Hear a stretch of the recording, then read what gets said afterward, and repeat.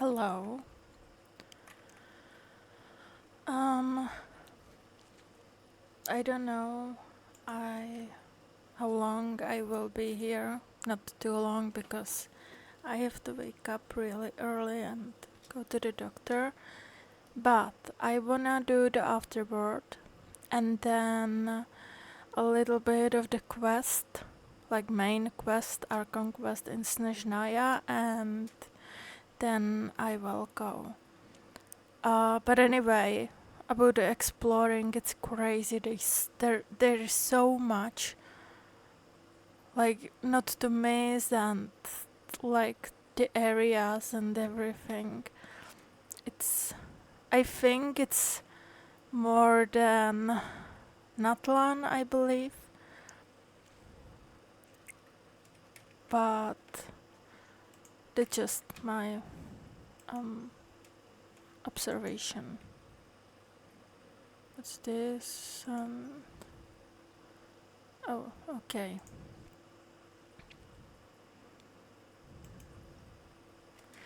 Let's go to the Afterword. And this is... Let's go there.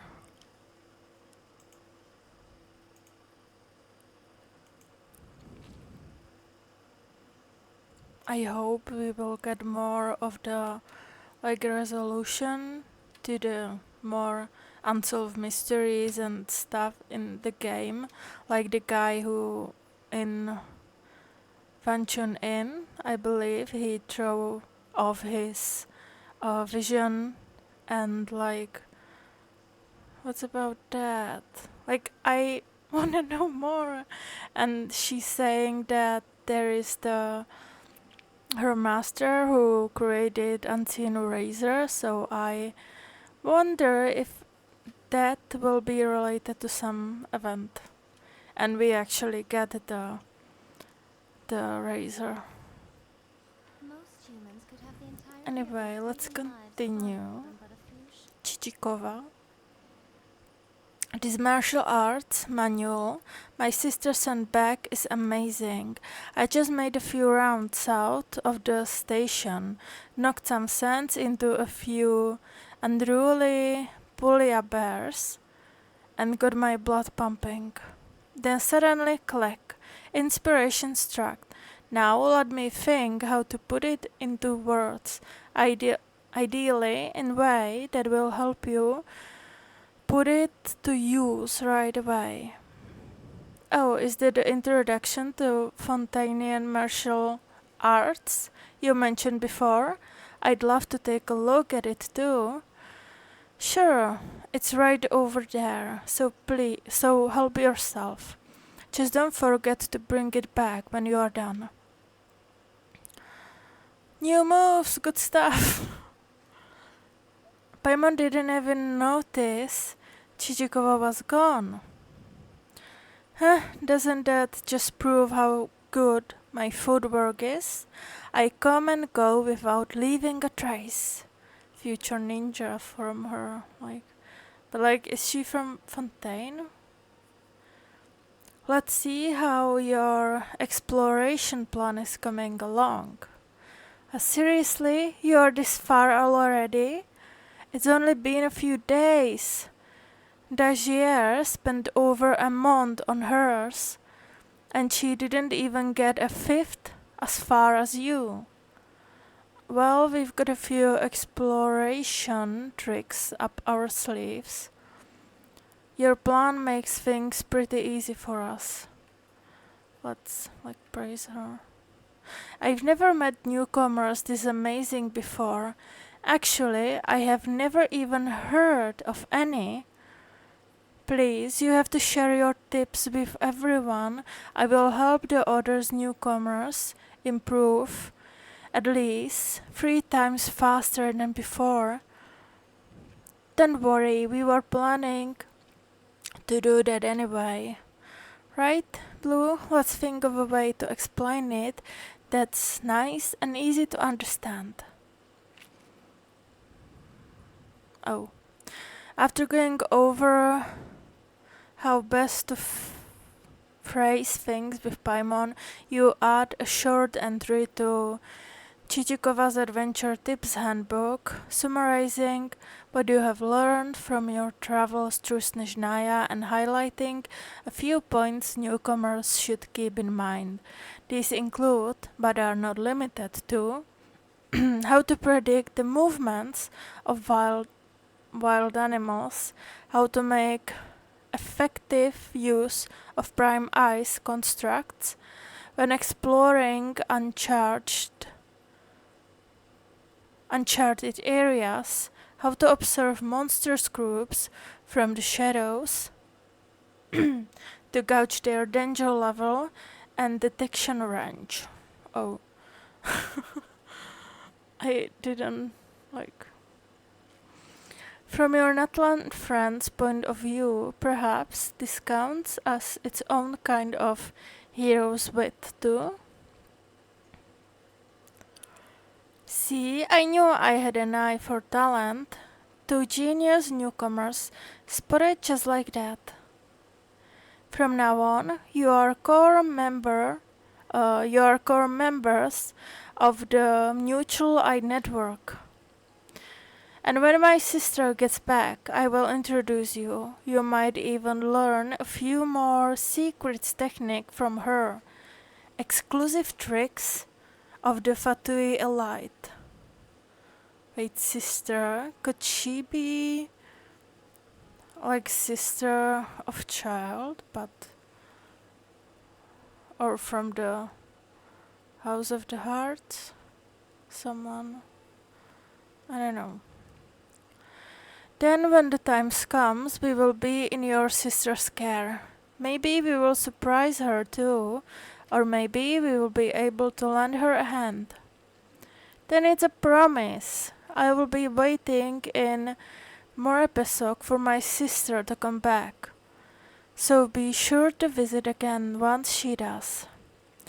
As for this Mutual Aid Advancement Network event, I'd say that wraps things up nicely.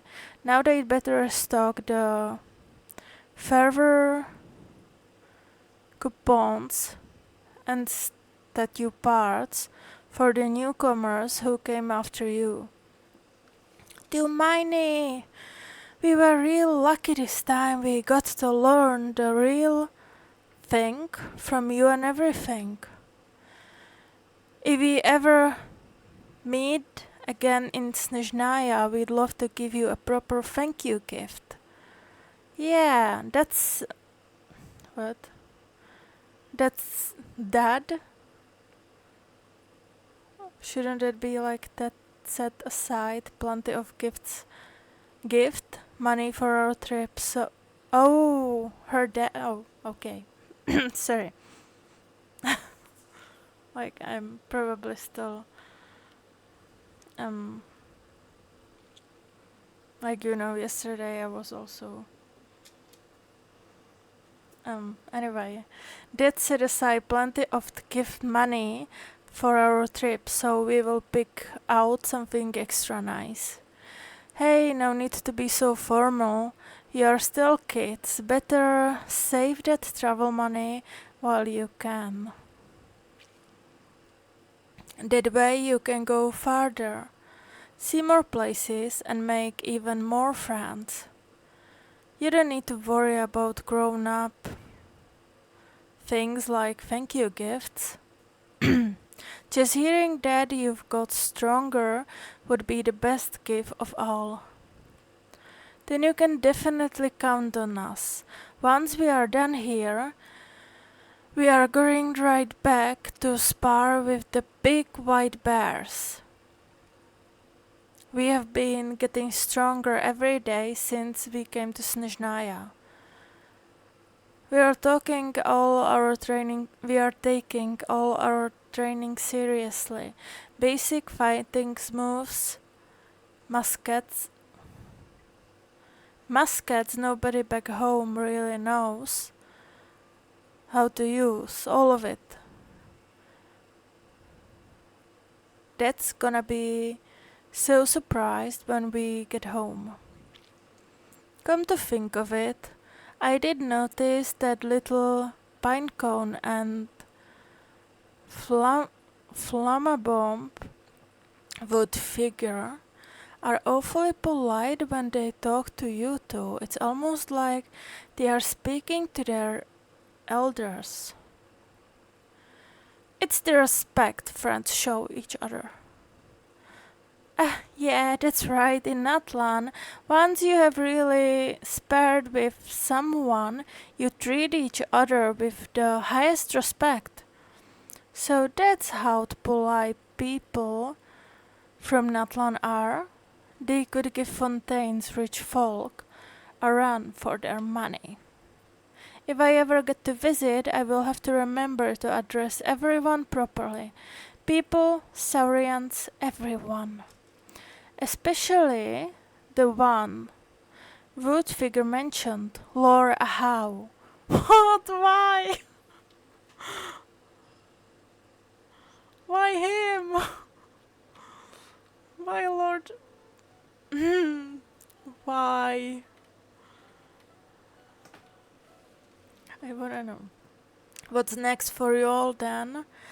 I heard there's a huge snowy mountain to the southeast with some of the hardest conditions around. I want to see how far I can push myself there.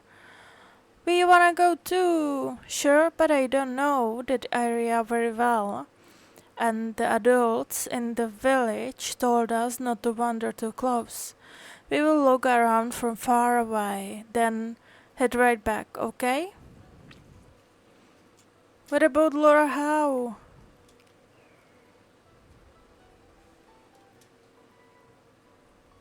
Like Lord. I he probably like mess with these two kids, like, you know how he is. Anyway, let's get to the main.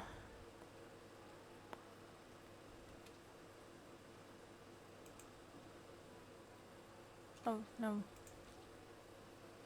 But like only thing what I don't like here is that like the quests start automatically when you get too close. It's a little bit annoying, really.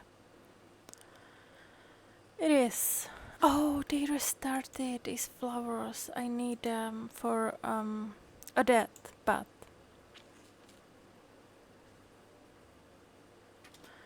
Let's do the conquest. Shall we? Ah, Miss Vodyanitsa, prima donna of the Korolievsky troupe. What a surprise meeting you here. Will you be sitting in on a session of the Vetcha? Sorry, I'm not taking interviews today. Oh good, you're here. The session's about to begin. Let's get inside. Please wait, Miss Vodyanitsa. Could you introduce me to your new friend? How cold. How cold from her. And she seems to be so so nice, especially with that voice of her. Shortly after you take your seat, the meeting of the Snezhnograd Vecha officially begins.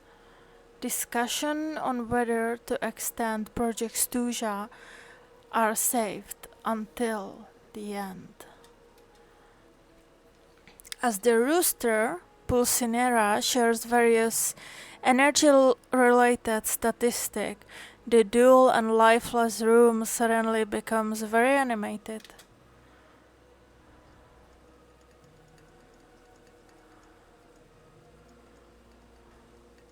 Ooh.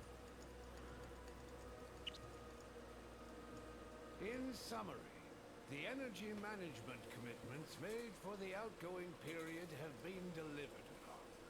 Furthermore, both the production and consumption of Kresnik Crystal show clear signs of stabilizing.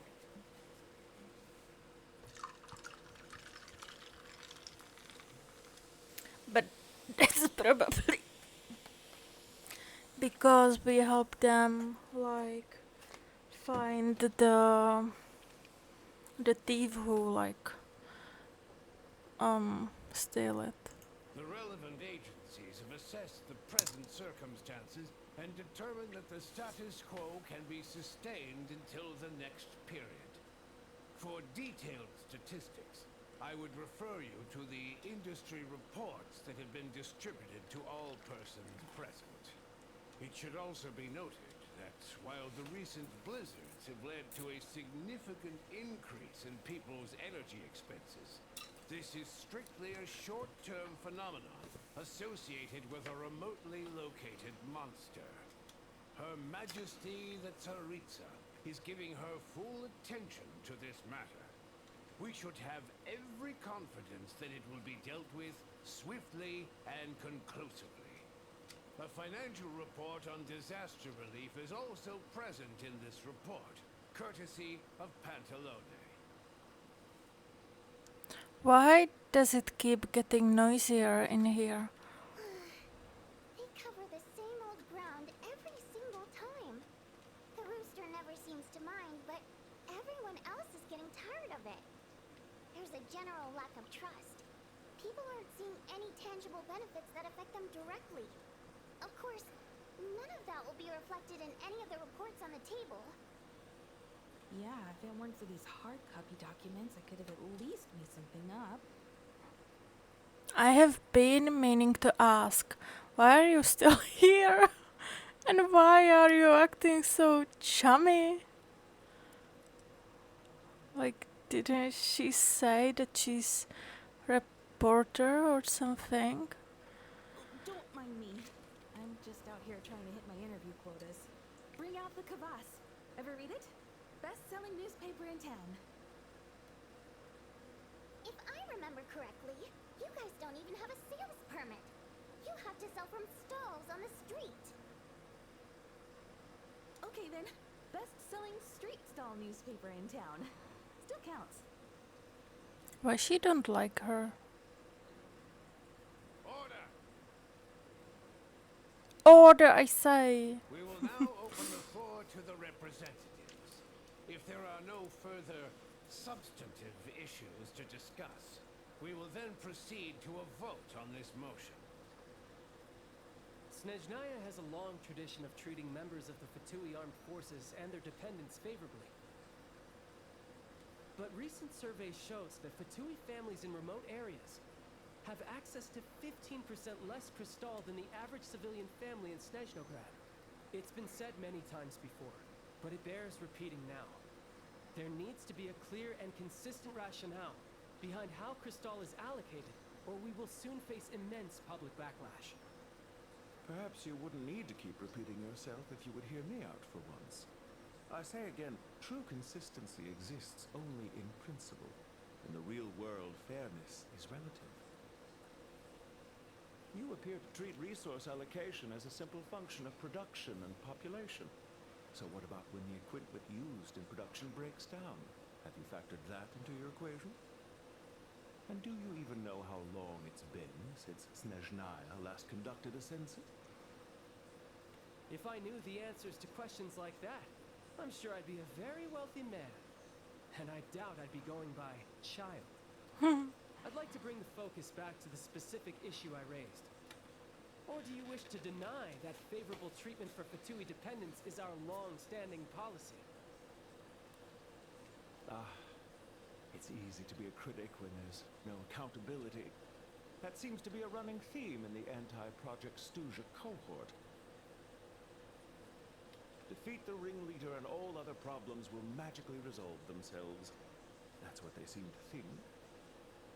But in case you aren't aware, not one jot in my report would change whether Project Stuja continues or not. So you have no intention whatsoever of finding a solution to this problem?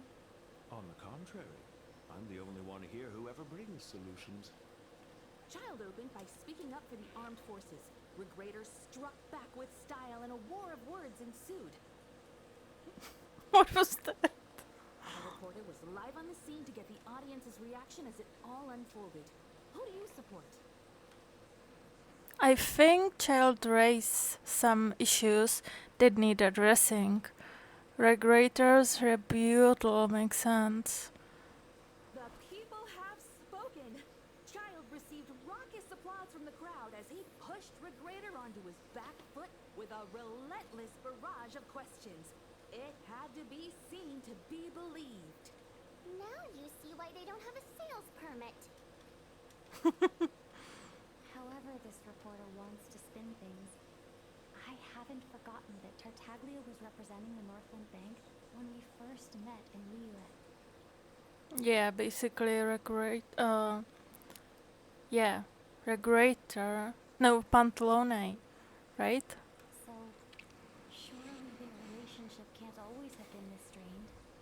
You two are getting off topic. Let's focus on what the data is saying. Mr. Pantalone, may I speak on your behalf? Oh, please do. I'm more than happy to save my breath. Crystal distribution policy undergoes modifications with each new period. The ultimate goal being to find the most reasonable method of allocation, which I believe is what Mr. Tartaglia also seeks. But I fear many may have been misled on this topic by extremist activists. To clarify, Project Stuja is not the root cause of the problem. It is merely a framework for resource distribution. The most recent reports all point to Snezhnaya's resilience and adaptability during this period of fine-tuning, and give clear indications that a distribution framework is improving with each iteration. To make drastic adjustments without first considering the risks would likely do more harm than good. It would be a waste of the hard-won experience we've gained to date. Renowned scholar of finance, Arapov spoke up to clarify the fiscal logic, clearly alluding to social organizations like the Rokot in his words. But I like it. With the notorious Lelex still active to this day, should the Rokot be held responsible? No, there is someone else to blame. Where did you get the rocket from? And who is this Lalak?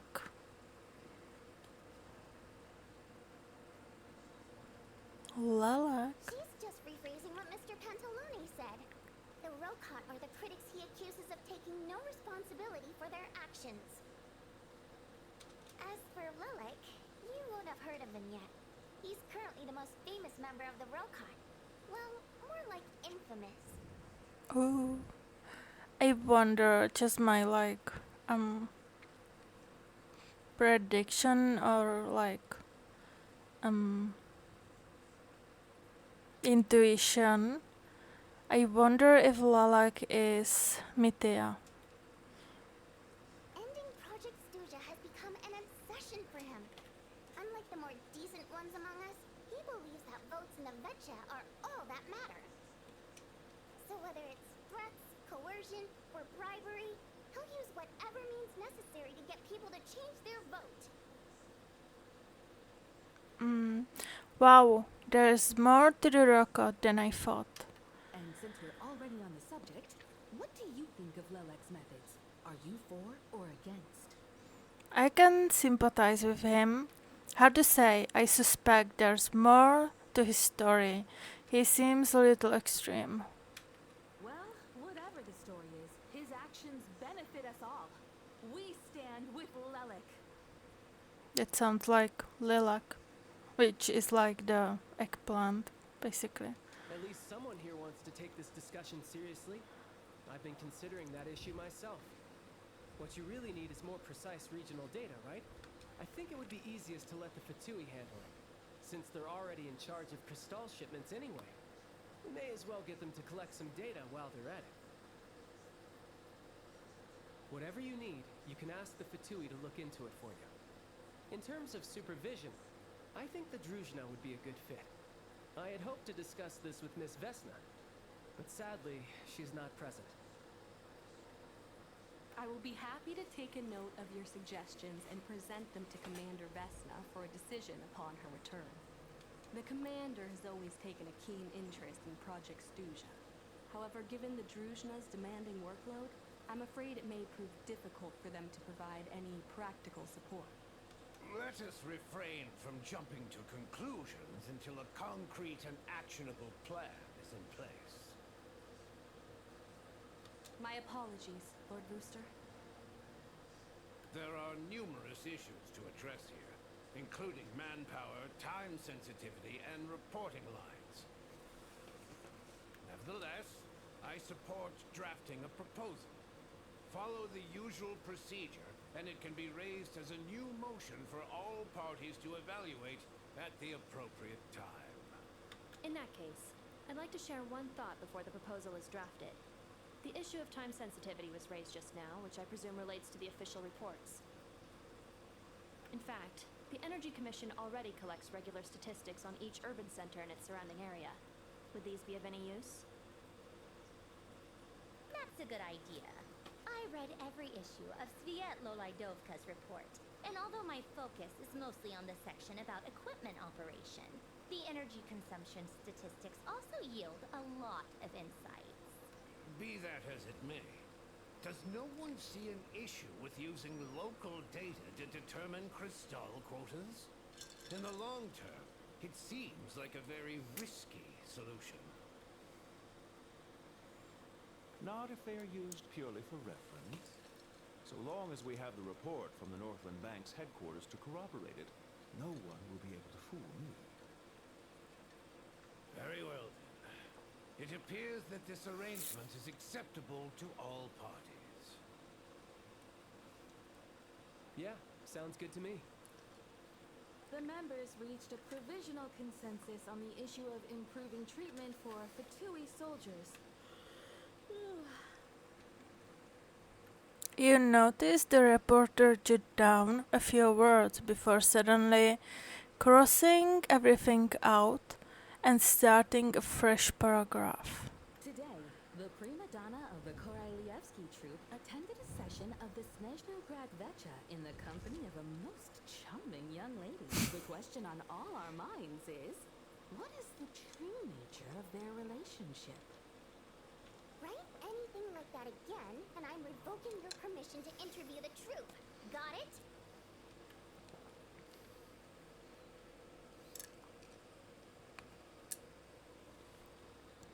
The remaining discussion covers everything from energy to healthcare, technology, and industry. All parties take the opportunity to express their stance on Project Stuja. You ignore Mironova as she carries on writing her sensationalist report, but after a while you start to feel that reading the news from her might actually be more interesting than being here in person.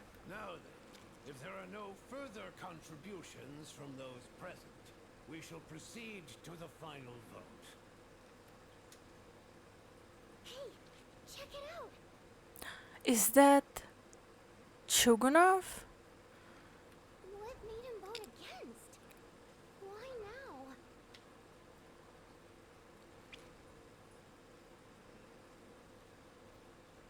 The votes have been tallied. Those in favor of continuing Project Stuja total 61%, securing a clear majority. That was too close. The margin has shrunk yet again. Chuganov was a huge loss. I'll bet Lelik is behind this. I wonder how Pulcinella will respond this time. Chuganov. I see. Lelik strikes again. Yes, go, Lelik. Once Project Stuja is defeated, our unwavering support at Bring Out the Kvass will finally pay off when we make our comeback. I can taste our victory already. Doesn't she mean like Vash? Which is like In accordance with the result of this vote, Project Stuja will remain in effect until the next Vecha period. Finally, may I remind us all, we debate only for the greater glory and solidarity of our nation. May the aurora shine ever on, and the tundra always stand firm. The session is concluded.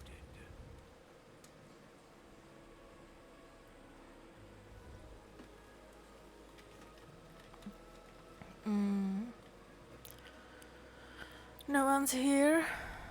Okay. Like, I was a little disappointed that no treasure chest is here. I have to say, I really wasn't expecting Chukunov to vote against Project Stusha. Why? What's so strange about that? Well, in principle, Snezhnaya's business and political elites ought to be the ones least likely to oppose it. As we heard, Project Stusha is basically just a resource distribution framework that requires everyone to cut back during the winter. But even if the policy got cancelled, the Tsaritsa's energy needs wouldn't suddenly go down. The extra demand from the public would have to be filled from somewhere.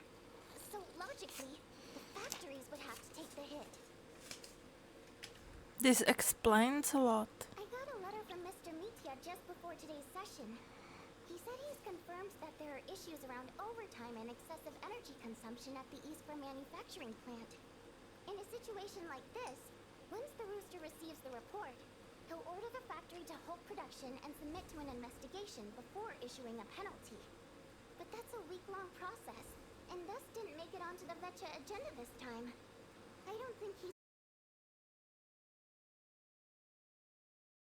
stopped production. He'd be better off voting to end Project Stusha.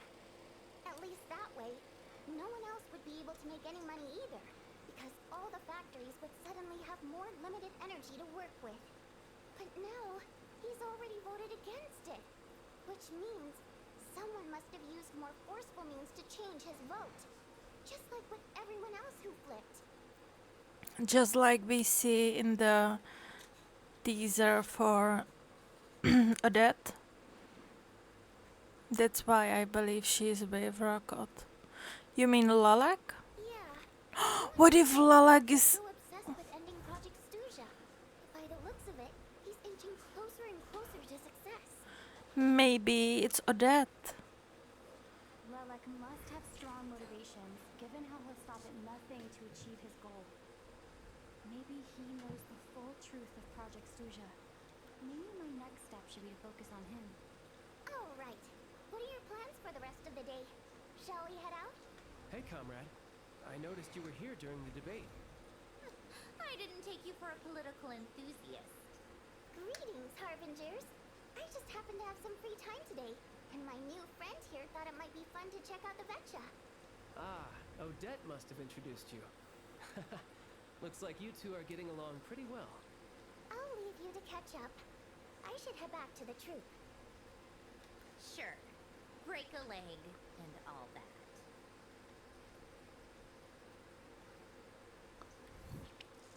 Thought it might be fun to check out the Vecha, did you? Things are never that simple with you, Traveler. There's no way you're here for kicks and giggles. Tell me I'm wrong. I learned an interesting tidbit today. Some guy called Lalak. Oh, yeah. To some, he's a captivating enigma. To others, he's the bane of their existence. No one ever thought that some anonymous nobody from the Rokot could cause such a stir. I want to find out his true identity. Is it okay if I start digging around? Huh? You want to look into Lelik? Then I'm sure his days of anonymity are numbered. What do you think, Sandrone? Fine by me, I guess. If the Traveler actually manages to expose Lelik, it'll be doing Pulcinella a favor. In return, it seems fair to let her in on what we've learned so far.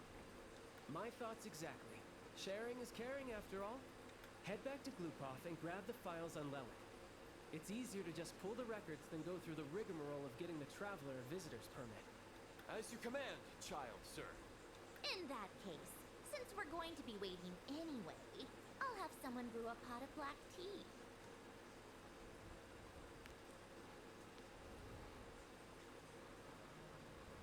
One common thread among the many incidents Lelik has been involved in is that the victims are all too scared to share any real information about him. Clearly, he must have threatened them in some way. His modus operandi is to silently infiltrate the scene and leave a threatening letter behind. But neither the letters nor the crime scenes ever yield any clues to his identity. So all these files have to offer are short statements by the people affected. They don't give us a lot to go on. If nothing else, it shows we're dealing with a trained professional who's versed in counter surveillance. Yes, and to that point, he often strikes in highly secure locations. The victims are high-ranking and influential people who take their personal security very seriously. Somehow, Lelik slips right into their rooms without making a sound. There's never any eyewitnesses, nor the slightest trace of a break-in. Oh, like now, I believe it's Odette, definitely. If he can get in and out undetected, it means he can strike without warning. Not that that's ever happened so far, but the thought is enough to scare these people sleepless. It's hard to believe that a human being could pull this off flawlessly every time, so they switched the focus of the investigation to Faye. Unfortunately, no one's found anything yet. Are you saying even you couldn't pull it off? Careful, don't underestimate me. Although truth be told, I'd probably find it hard not to blow my cover. Direct confrontation is more my style. We haven't ruled out the possibility of Lelik being human. It's just, there can only be a handful of people in all of Teyvat who'd fit the profile. They, on the other hand, plenty would have the ability, but few would have the motive. So it's someone as strong as Tartaglia and even more meticulous. No, not as strong as me. You'll never find the culprit with criteria like that. Let's go with a little weaker than me. A novelette. Skirk. There's no denying that Master is strong, but meticulous. We can only hope. She's just trying to find a reference point. Stop getting fixated on who's stronger than who. But that's the most important thing. In my opinion, anyway. Alright. Let's take it down a notch or two. How about Odette as a reference point? She's someone we all know, and I've seen her in action. Odette? Yeah, that seems about right. Her skills are solid, and she's always calm under pressure. Except she's Fatui, so the likelihood of her working against us is pretty low. But yeah, much more accurate than your previous example at least. No, wait a moment. Maybe we should interrogate that assumption. What do you mean? Which assumption? Her Fatui identity doesn't necessarily exonerate her.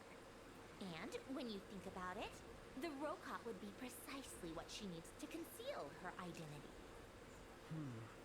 Plus, she wouldn't need to be such a pro at covering her tracks. She'd already know where the Fatui will be and when, so she could choose the perfect time to act. Oh, yikes. I was just thinking out loud. Why is this starting to sound like such a convincing theory? Still, what reason could Odette possibly have for trying to call off Project Stuzha? Arlecchino would be the best person to ask. She knows Odette best. Unfortunately, she isn't back yet. Arlecchino? Because Odette is, orphan? Rosaline used to open up to her in private about her struggles with Odette. As I'm sure you can imagine, Arlecchino is quite a lot better with children than Rosaline was. She gave her some tips on how to handle the situation, and Rosaline managed to reach a settlement with Odette before leaving. So I suppose there were at least no lifelong regrets left behind. Beyond that, I don't know the details about that side of things.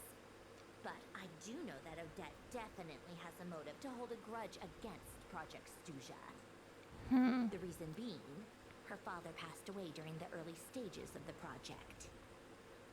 Oh, so she's not, like, orphan, but like... Oh, Rosaline did train her, right? That was back before it had been named Project Stuzha, when things were still being worked out. But in essence, it's remained the same ever since. Huh. The more you know. Rosaline was always so self-centered. I never understood why she started paying so much attention to Odette. Oh, even you didn't know about this? Is that such a surprise?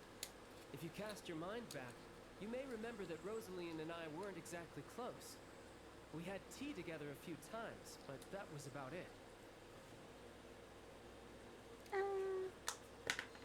Wait. Wait. Oh, here it is. Odette's past is no secret. Her father was a Fatus and her mother was a very famous ballerina. On the surface, it looks like she followed right in her parents' footsteps. But the truth is quite a different story. After her father passed away on a mission, her mother was overcome with grief. She broke her leg during a performance and could never dance again. Odette was only interested in ballet at the time, but this tragedy left the family with both breadwinners gone. They could barely make ends meet. Per Capitano's policy, family members of Fatui who died in the line of duty had to be appropriately accommodated and provided with adequate assistance. So, regardless of how Rosaline may have felt about it, it fell to her to resolve the issue of Odette's family's livelihood. In the end, the solution they agreed upon was to have Odette join the Fatui. Right, because the alternative would have been a one-off compensation payment, I guess. In that sense, joining up was definitely the better option. Like one-off compensation, it's like how you wanna live from that until like you grown up, and I guess that's how they recruit, and especially if there's poverty and you need like energy sources to survive the winter. Still, she must have had mixed feelings about it, right? If she doesn't even like the Fatui. It's just a theory, a possibility. But as a motive for Odette to become Lelik, it holds up. That said, I have no idea where Odette's head is at right now, or what her conflict with Rosaline was about. Plenty of people were on bad terms with Rosaline. I have no intention of trying to figure it all out. So Signora actually wanted to mend her relationship with Odette. Yes, but there's not much point in discussing that now. Yeah, back to Lelik. Since our investigations so far have turned up next to nothing, we've got nothing to lose by trying a new angle. Funnily enough, Tonya and I had actually made plans to go to the theater tomorrow to watch Odette's rehearsal. Unfortunately, thanks to this Lelik situation, I'll be stuck working overtime again. Which means you can go in my place. No point wasting the ticket. Plus, you'll get to meet Tonya.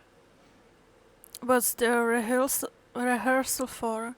Spirit Seeker. Quite the classic ballet. It was passed down through Odette's mother's family for generations, though it hasn't been performed in years. Oh. But Odette's been practicing it diligently, and it's finally ready for a return to the stage. Excitement is through the roof. Tickets for the official performance sold out long ago. Tonya's excited for it too. She's desperate to see it no matter what.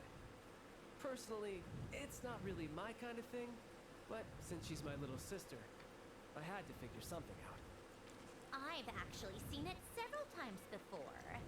The story's pretty straightforward. The lead character follows a trail of clues left behind by a spirit, gradually recovering her memories along the way. You know, because she like live forever, and she probably see it when Odette's mother or like grandmother and the generation before performed it. It's a tale of love and regret. So not exactly reinventing the wheel, at least by today's standards. But when that classic melody kicks in and the lead character begins to dance, it always gets me. It really is beautiful. Not an easy dance to do justice to, though. I know it's always been Odette's dream to perform this piece, but I'm not sure she's really ready. In that case, I think that even if she is Lelik, we should wait until her performance is over before we respond. I'll let you take it from here, comrade. Mm-hmm.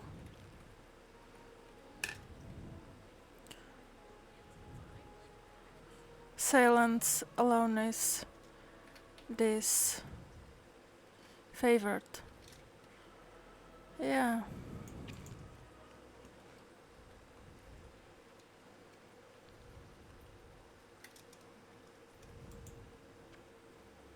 Anyway, I will end it here because I really have to go. And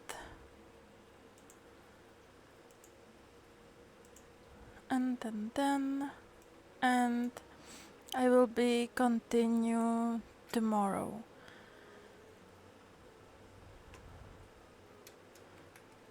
But like it's starting to be interesting. Anyway, thank you for watching and see you tomorrow. Bye.